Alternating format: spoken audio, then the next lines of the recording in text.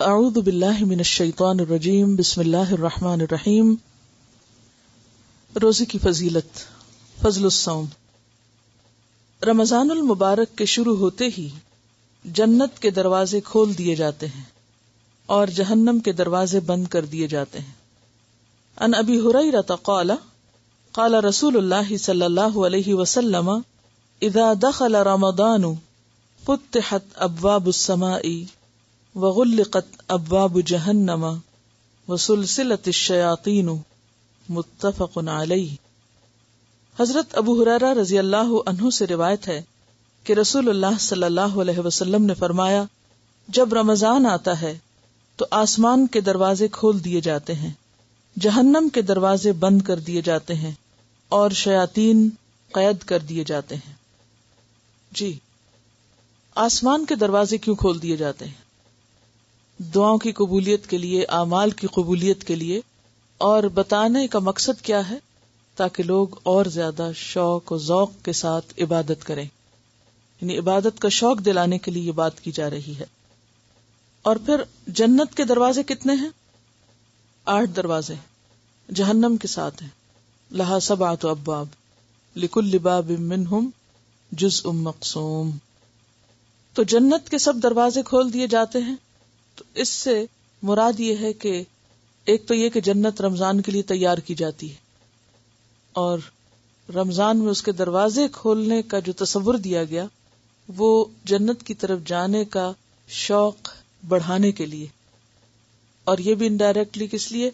تاکہ لوگ زیادہ سے زیادہ اچھے کام کریں، نیکیوں کی طرف بڑھیں، دوڑیں، اور اس منزل کو سامنے رکھتے ہوئے، اس اجر اور اس ثواب کو سامنے رکھتے ہوئے اور زیادہ تیزی کے ساتھ نیکی کی طرف بڑھیں.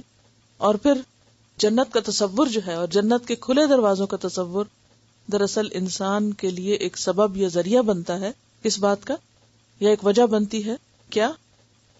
کہ انسان نیکی کی طرف اور زیادہ شوق کے ساتھ دوڑے. جہنم کے دروازے بند کر دیے جاتے ہیں. تو جہنم میں لے جانے والی کیا چیزیں؟ برائیاں. تو جہنم کے دروازے بند کرنے کا مطلب پھر کیا ہے؟ کہ انسان کو دنیا میں بھی، اس زمین پر بھی ایسا ماحول فراہم کیا جاتا ہے روزے کے ساتھ، یعنی روزے جیسی عبادت کے ساتھ، کہ انسان کو ایک نیکی کا ایسا ماحول ملتا ہے کہ جس میں جنت کی طرف لے جانے والے کام زیادہ کرنے کی توفیق یا مواقع ملتے ہیں، اور جہنم کی طرف لے جانے والے کاموں کے مواقع کم ہو جاتے ہیں. باب اصل میں ذریعہ ہے. اب اس میں آپ دیکھیے کہ یعنی اس میں کوئی اشکال نہیں ہے کہ اگر ہم یہ مانیں کہ ہاں واقعی ایسا ہوتا ہے، اور جنت والے جب جنت میں داخل ہوں گے تو اس کے بارے میں کیا کہا کہ مفتحۃ لہم الابواب، کہ دروازے پہلے سے ہی کھول دیے جائیں گے. دروازے کا بند ہونا اور کھل جانا یہ کس بات کی علامت؟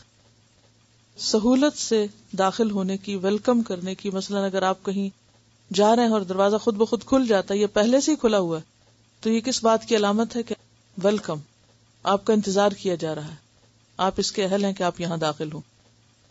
اور کسی دروازے کا بند ہونا کیا ہے؟ کسی رحمت سے یا کسی بھی خیر اور بھلائی سے محروم ہونا. اور پھر جنت کے جو مختلف دروازے ہیں اس سے کیا پتہ چلتا ہے کہ ان میں سے ایک دروازہ باب الریان بھی ہے.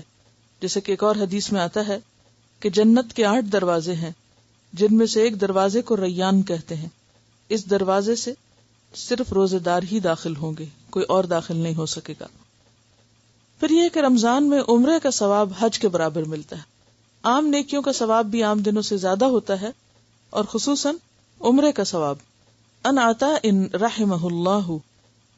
جب میں عربی عبارت پڑھوں تو آپ لوگ اپنی پینسل کے ساتھ عربی عبارت کے ایک ایک لفظ پر ساتھ ساتھ چلتے چلے جائیں، یعنی اپنی پینسل کو اس لفظ پر رکھتے چلے جائیں. اس کا کیا فائدہ ہوگا؟ عربی سے آپ کی نگاہیں مانوس ہوں گی، اور ہو سکتا ہے بہت سا ترجمہ آپ کو پہلے سے یاد ہو اور چند لفظ مشکل ہو جو آپ کو نہ آئے. ان عطاء رحمہ اللہ قال سمعت ابن عباس رضی اللہ عنہما یحدثنا قال قال رسول اللہ صلی اللہ علیہ وسلم لامرأة من الانصار سماها ابن عباس رضی اللہ عنہما فنسیت اسمها ما منعك ان تحجی معنا قالت لم يكن لنا الا نادحان فحج ابو ولدها وابنها على نادح وترك لنا نادحا نندح عليه قال فاذا جاء رمضان فاعتمري فإن عمرة فيه تعدل حجة رواہ مسلم۔ حضرت عطا رحمہ اللہ کہتے ہیں میں نے حضرت عبداللہ بن عباس رضی اللہ عنہ سے سنا کہ رسول اللہ صلی اللہ علیہ وسلم نے انصار کی ایک عورت ام سنان سے فرمایا، حضرت عبداللہ بن عباس نے اس عورت کا نام بھی لیا مگر میں بھول گیا۔ ام سنان جو بریکٹ میں لکھا ہے بعد میں دوسری روایات سے، لیکن جو راوی اس حدیث کے ہیں انہوں نے جب حدیث سنی تو اس حدیث کو روایت کرتے ہوئے اس خاتون کا نام بھول گئے، جبکہ اور بھی سننے والے تھے، انہوں نے جب روایت کیا تو انہوں نے نام یاد رکھا۔ تو یہیں سے پھر روایات کے فرق ہو جاتے ہیں کہ رسول اللہ صلی اللہ علیہ وسلم نے ام سنان سے کہا تم ہمارے ساتھ حج پر کیوں نہیں چلتی؟ آپ کو معلوم ہے کہ حجۃ الوداع کے موقع پر میکسیمم لوگ آپ صلی اللہ علیہ وسلم کے ساتھ تھے، یعنی زیادہ سے زیادہ لوگ جو تھے وہ شریک ہوئے تھے اور انہیں آپ کے ساتھ حج کے مناسک سیکھنے کا موقع ملا تھا۔ تو آپ نے ان کو بھی دعوت دی کہ آپ بھی چلیں۔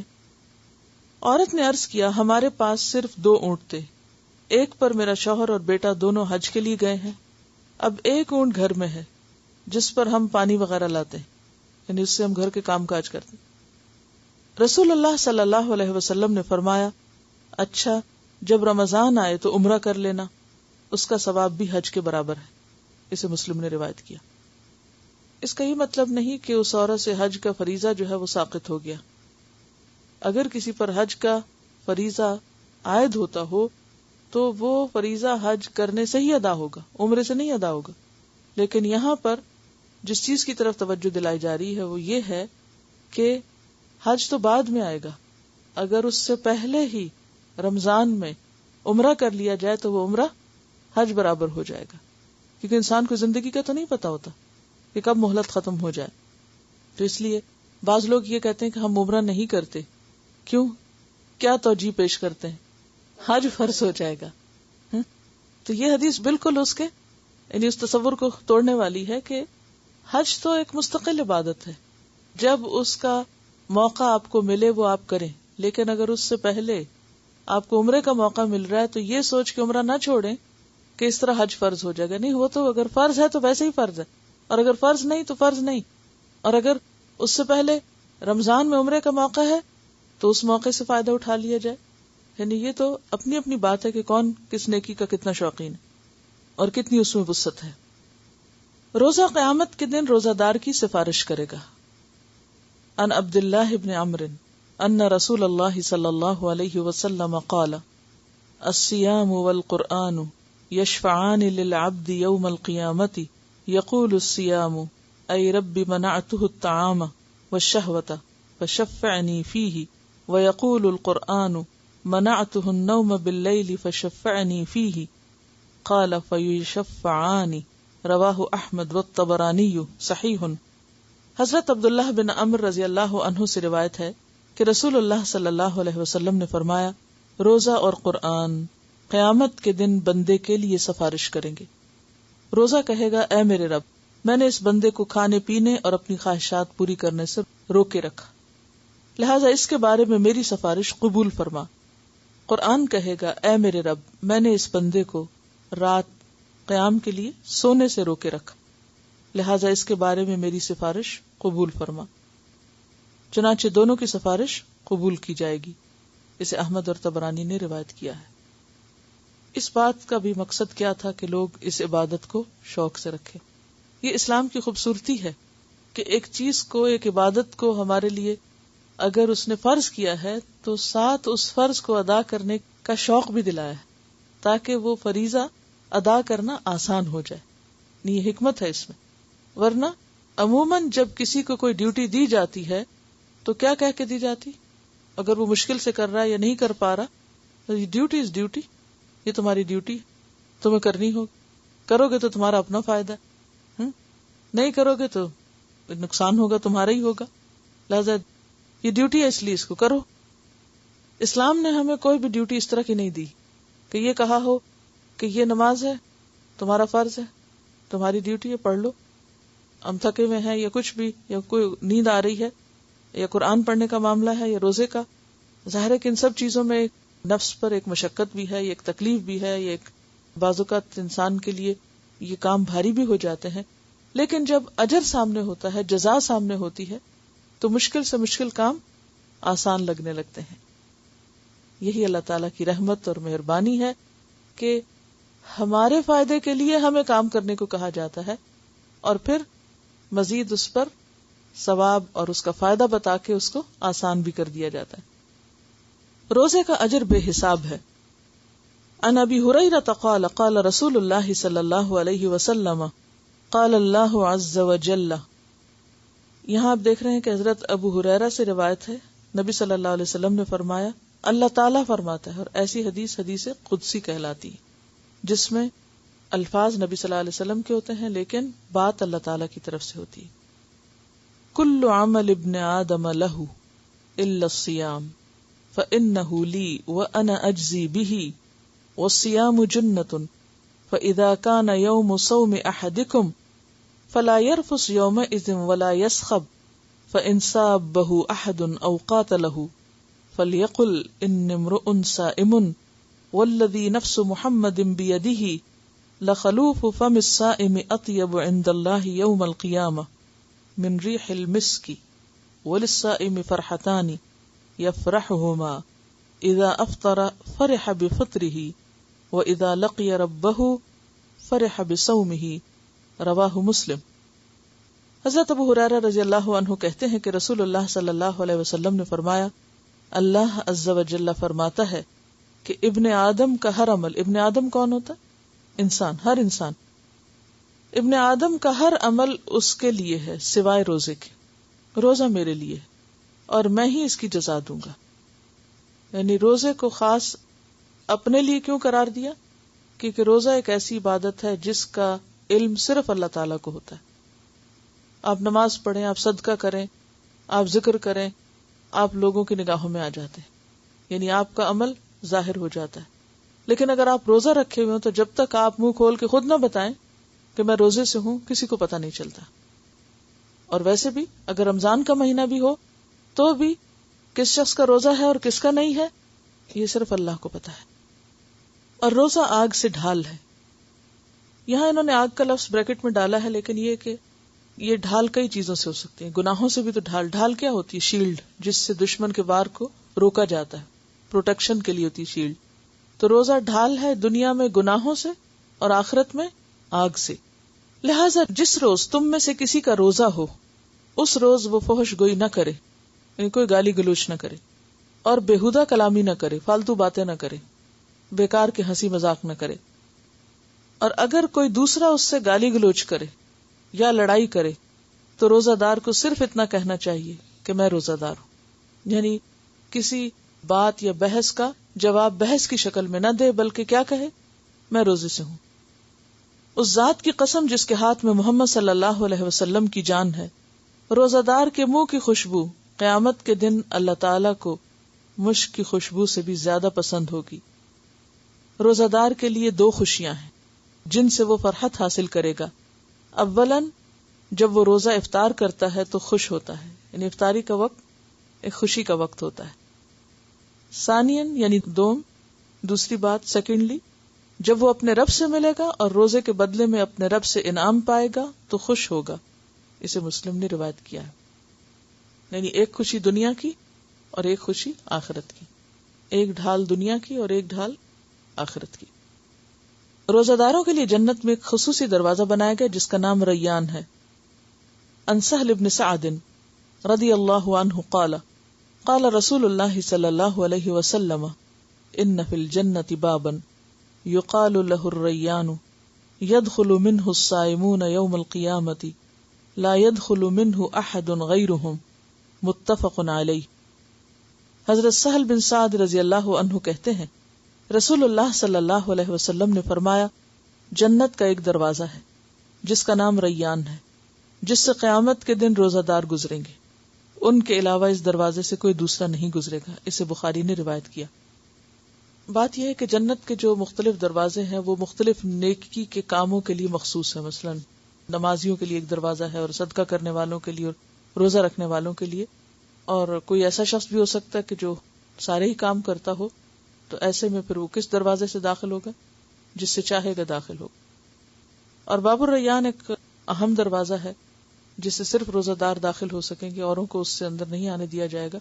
تو آپ دیکھیے کہ کسی بھی جگہ میں داخل ہونے کے لیے بعض مین گیٹ ہوتے ہیں، بعض چھوٹے گیٹ ہوتے ہیں، یا مختلف شکل کے بنے ہوئے ہوتے ہیں. اور کسی بھی جگہ داخل ہونے کے لیے جو خوبصورت دروازہ، بہرحال اس سے داخل ہونا بھی ایک انجوائمنٹ کا ذریعہ ہوتا ہے. تو یہ بھی ایک طرح سے روزے کا شوق دلانے کے لیے لوگوں کو بتایا گیا ہے. اور دوسری بات یہ ہے کہ ہر شخص کے اندر آپ دیکھیں گے کہ ایک نمایاں نیکی ہوتی ہے. کچھ لوگ نمازوں کا بہت شوق رکھتے ہیں، فرائض کے علاوہ نوافل بھی پڑھتے ہیں، تو خشوع و خضوع سے نماز ادا کرتے ہیں. کچھ لوگ روزے کثرت سے رکھتے ہیں، کچھ لوگوں کو صدقہ خیرات کا بہت شوق ہوتا ہے، اسی طرح اور نیکیوں کا بھی. تو ہر شخص کی زندگی میں ایک مخصوص قسم کی نیکی کا ایک رجحان یا توجہ ہوتی ہے، تو اس کو پھر اس خاص دروازے سے لے جایا جائے گا اس کی اس نیکی کے مطابق. اور جب آپ صلی اللہ علیہ وسلم ایک موقع پر جنت کے دروازوں کا ذکر کر رہے تھے تو حضرت ابوبکر نے پوچھا تھا کہ یا رسول اللہ صلی اللہ علیہ وسلم، کوئی ایسا شخص بھی ہوگا کہ جسے ہر دروازے سے پکارا جائے گا؟ اصل میں دروازے سے بھی پکار آئے گی کہ یہاں فلاں اور فلاں یہاں سے آئے اور گزرے، یعنی ویلکم کیا جا رہا ہوگا نا، ہر طرف سے ان کی آؤ بھگت ہوگی کہ آپ ادھر سے آئیں. فرمایا کہ مجھے امید ہے کہ وہ تم ہوگے جسے ہر دروازے سے پکار آئے گی، ہر دروازہ کھلا ہوگا تمہارے لیے. رمضان کا پورا مہینہ ہر رات اللہ تعالیٰ لوگوں کو جہنم سے نجات دلاتے ہیں. عن ابی ہریرہ عن رسول اللہ صلی اللہ علیہ وسلم قال اذا كانت اول ليلة من رمضان صفدت الشياطين ومردت الجن وغلقت ابواب النار فلم يفتح منها باب وفتحت ابواب الجنة فلم يغلق منها باب ونادى مناد يا باغي الخير اقبل ويا باغي الشر اقصر ولله اتقاء من النار وذلك في كل ليلة رواه ابن ماجہ. صحیح. حضرت ابو ہریرہ رضی اللہ عنہ سے روایت ہے کہ رسول اللہ صلی اللہ علیہ وسلم نے فرمایا، رمضان کی پہلی رات ہی شیاطین اور سرکش جن باندھ دیے جاتے ہیں، جہنم کے سارے دروازے بند کر دیے جاتے ہیں، ان میں سے کوئی ایک دروازہ بھی کھلا نہیں رہنے دیا جاتا، اور جنت کے سارے دروازے کھول دیے جاتے ہیں، ان میں سے کوئی ایک دروازہ بھی بند نہیں رہنے دیا جاتا. اور ایک منادی کرنے والا فرشتہ اعلان کرتا ہے، اے بھلائی کے چاہنے والے آگے بڑھ، یعنی دیر نہ کر، اور اے شر کے چاہنے والے رک جا. اور رمضان کی ہر رات اللہ تعالیٰ لوگوں کو جہنم سے آزاد کرتے ہیں. اسے ابن ماجہ نے روایت کیا. اس حدیث سے کئی باتیں ہمیں پتہ چل رہی ہیں. پہلی بات تو یہ ہے کہ رمضان ایک خاص مہینہ ہے جس کا اہتمام صرف اس دنیا میں نہیں ہوتا بلکہ عالم بالا میں بھی ہوتا ہے. اور عالم بالا میں رمضان کی جو ایک قدر و اہمیت پہچانی جاتی ہے وہ کس سے، کہ اس رات جنت کے سب دروازے کھول دیے جاتے ہیں، پہلی رات ہی، اور جہنم کے سب دروازے بند کر دیے جاتے ہیں. اور پھر خاص طور پر بڑے بڑے شیطانوں کو باندھ دیا جاتا ہے جو دنیا میں فساد پھیلانے کا سبب بنتے ہیں.